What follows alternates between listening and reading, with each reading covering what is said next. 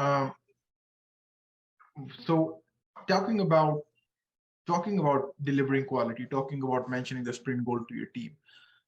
Explain to me a situation in the past where you have worked with a team that was not able to meet their sprint goal. How did you resolve that problem?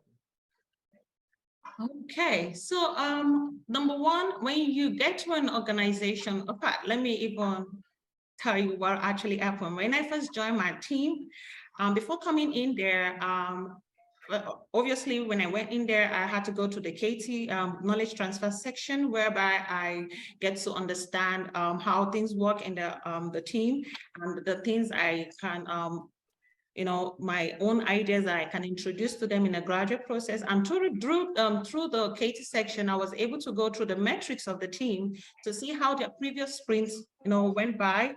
And at times it has been like umpa-lumpa, it has not been consistent. The velocity is not stagnant, it's always up and down. So, and when there's a problem, you want to first of all go through the root cause analysis of the situation. And before you introduce it in, you have to have the root cause analysis, you have to have what we are bringing in and also the value it's going to yield. So when I go through all that, I realized that the product owner is the only one doing the backlog refinement section. Like, he assigned a job to the team members, the team does not pick.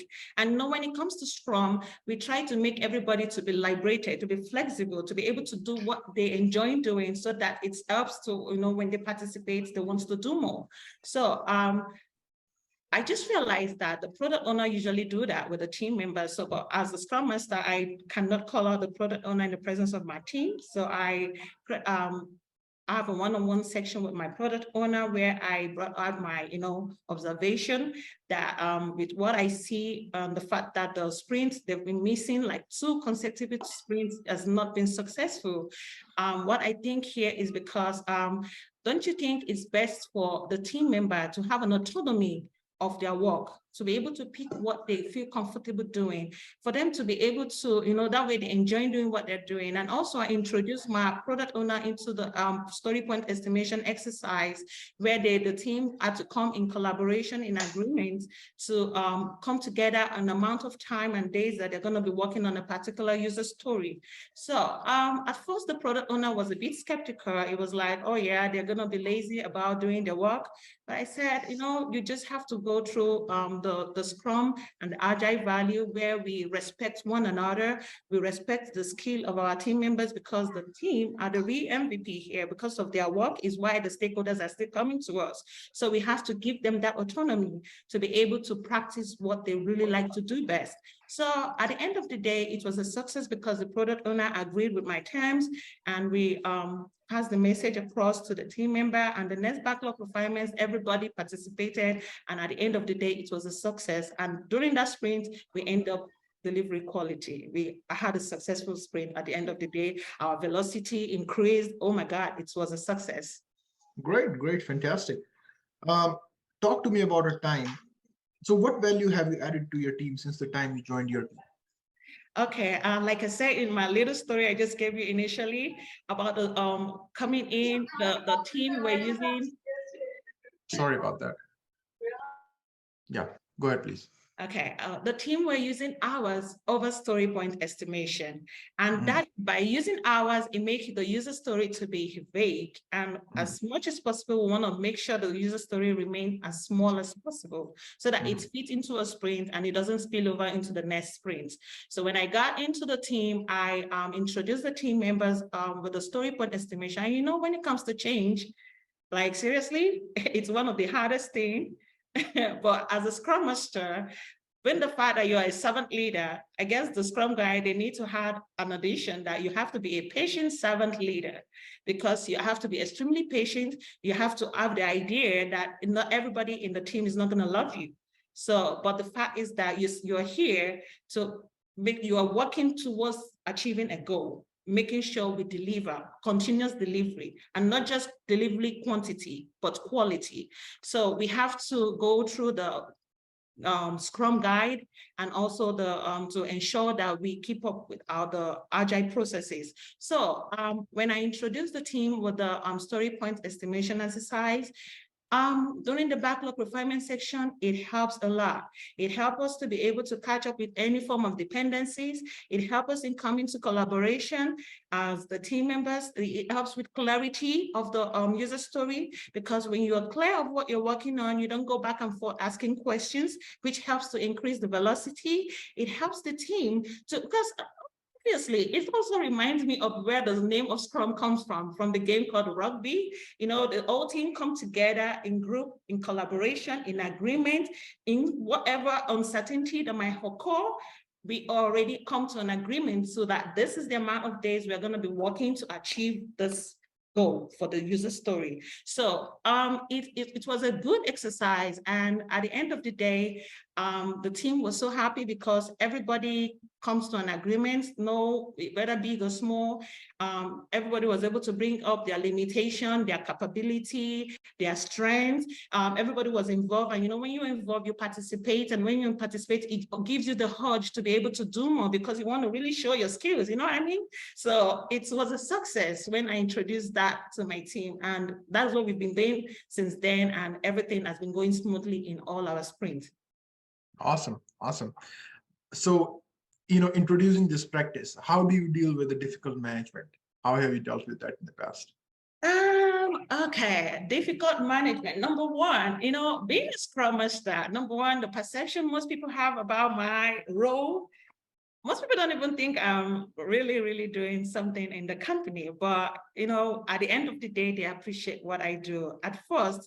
Because when we're having a daily stand-up one time, a team member, because as a team, when it comes to Scrum, we want to always abide with the empirical principles, which is inspection, transparency, and adaptation. So as a team member, whatever you're doing, you have to be transparent amongst everybody, amongst the Scrum Master, amongst the PO. So that way we always want to meet up with our sprint goal. So anything that is going to debar us from meeting up with the sprint goal, we need to get a quick notice of it so that we will see what we can do, so that it doesn't affect the sprint goal. So during the daily stand-up, a team member was talking about a project he got from one of the management without even informing the Scrum Master and also the PO. And, I wouldn't call my team members in the public as well. So we had to have, a discussion at the parking lot. And I also notified the product owner about the new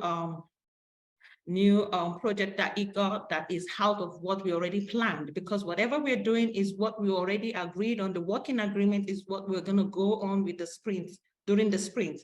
Anything that is going to change it, anything that is going to come from outside has to be notified by the product owner, so that we have to go through the backlog refinement section to ensure that, we are still working towards the goal. So when I get to see that, and I notify the product owner, and at the end of the day, I had to communicate with the management, because sometimes they don't understand the impact of delivering quality. They always think about, just the customers coming in, bringing in the money, but the quality is what is always making them come back to us. Let's not forget, this is a competitive business. There are other IT companies out there that they can always go to, but because of what we deliver, it's why the stakeholders are always coming back to us. So I made the management to understand that aspect, and also understand that, anything that is going to stop us from delivery and during our meeting up with our sprint goal is definitely going to affect us delivering quality. So when I explained to him, he gets to understand, and from that day henceforth, whatever project he wants to bring in, he always communicates it with either me or the product owner, so that way it doesn't affect the other team members, because they are the real MVP here, like I always tell my team. So that's it. Awesome, great. What kind of projects have you worked on at Santander Bank? The project we worked on recently was a mobile app project for people to be able to access their banking system through their phones. So that way, anything going on, if any intruder intruders cannot easily penetrate into their account, and also they can able to access anything they want to access without even coming to the bank through their phone. So we just built a new software applications that the customers can easily have access to their bank to their accounts. Okay. So it mentions here that you worked in the PI planning session. You facilitated the PI planning session along with Yes. program management and release engineer.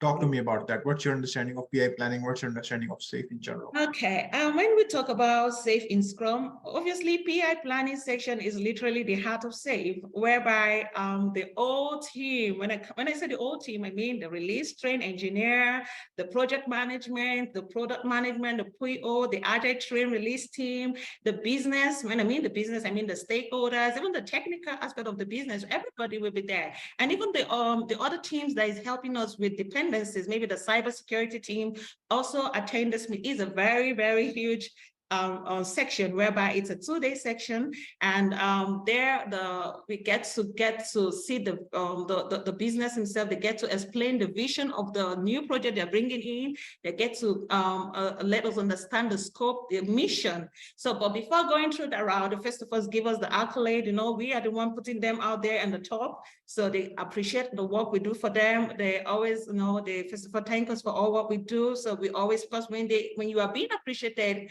for your work you do, you always want to do more, you know.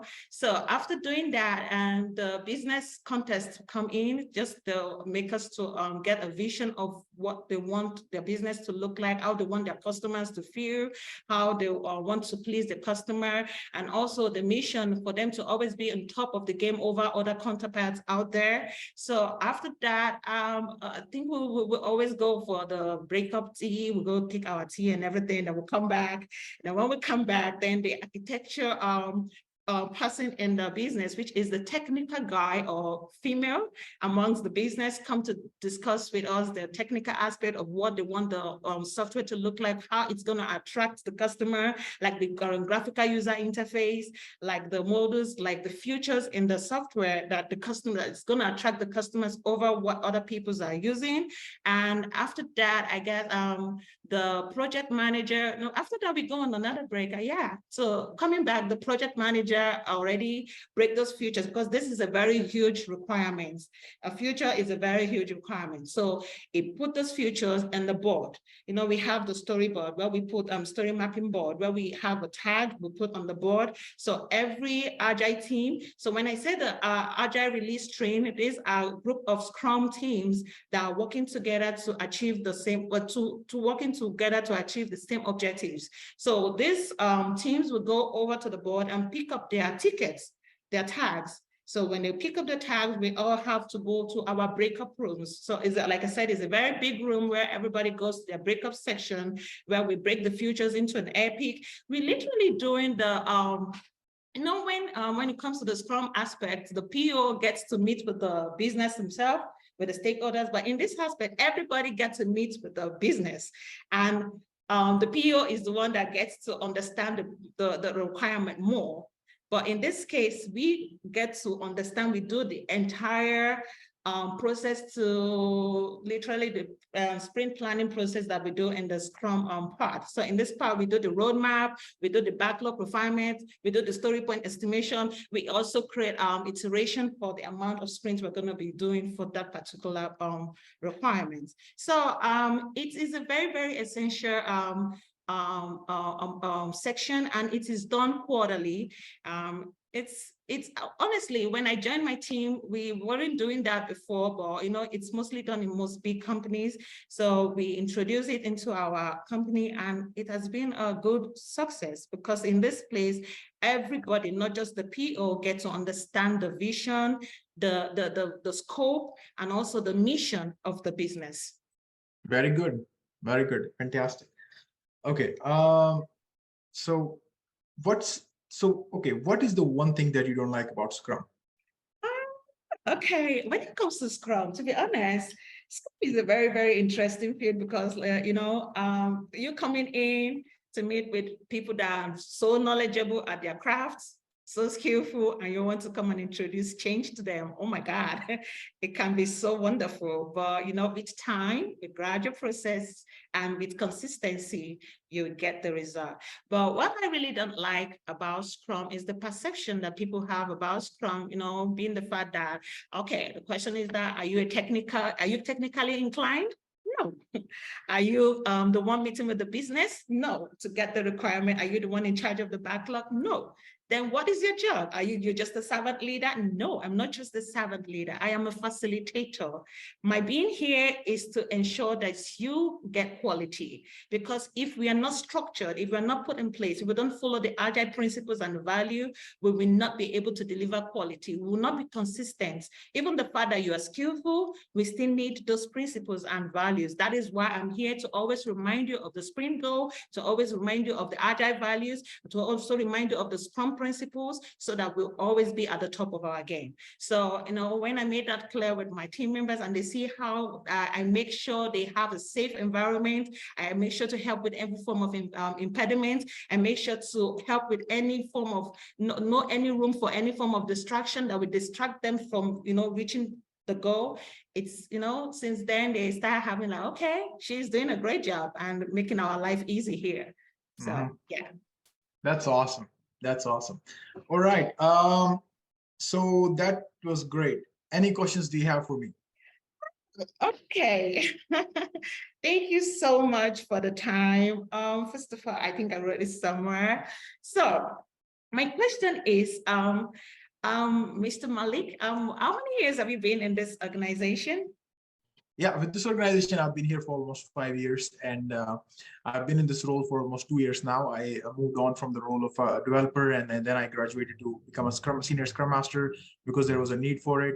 And now I'm moving up, so my role is getting empty, and that's where it will be coming in. Oh, okay. That's good. That's good. Okay. So now my other question is that what is the biggest opportunity currently facing this department? Yeah, the biggest opportunity is that in terms of in terms of backlog health, in terms of building a cross-functional team, we have many bottlenecks in the team. There are skill sets that are not available to other people in the team, but are available to some people in the team, that creates some risk. So those are some of the biggest bottlenecks that we have. So we want to build a more cross-functional team with less amount of risk, where skill sets are evenly distributed, and that kind of thing. Okay, that sounds good. Okay, and okay, now in 6 months from today, if I have the opportunity to get this role, what do I need to accomplish in order to exceed your expectation? Yeah. So basically, what I would say is that having a regular cadence of all the ceremonies, properly connecting all the ceremonies, where it's actually getting results. The team is feeling involved. The velocity is increasing. Of course, that's very obvious. And then also, of course, more cross-functional team, less risk in the team, less bottlenecks in the team, more cross-functional team where multiple people have multiple skills in the team, so that if one person leaves, somebody else can do their job if need be. So those are some of the metrics that I'll judge you by, but the management might have their own metrics and they might judge you by different things. But yeah. Oh, thank you so much. This is wonderful. I'll try to do my best when I get the opportunity to make sure I exceed the expectation. Thank you. Thank you for your time. Any other questions? That's it for today. All right, thank you. So I'll let the hiring manager know. She'll be in touch with you, and she'll let you know the next steps if we move forward with you. Okay, thank you. All right, awesome.